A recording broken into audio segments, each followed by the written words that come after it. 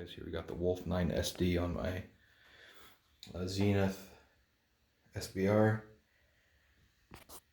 Let you guys see what it looks like here up close. You know, if I'm gonna have to put something so I don't have to say this in every video, but I won't measure how quiet this is next to a GM9 or anything. My kind of purpose of doing it is just to let you see kind of what they look like on guns close up.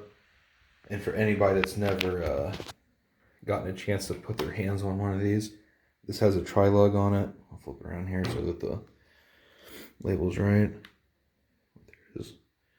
Wolf 9 SD. It can be unscrewed here. You can make it shorter.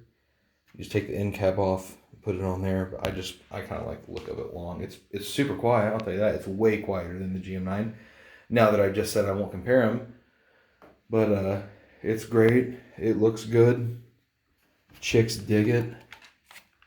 It's on it really complements the look of the MP5, I think, looking down there. Which you know, this is probably my favorite gun. But again, there's the gotta keep the high-spec t-shirt fresh. There's another look at the Wolf 9 SD on a MP5.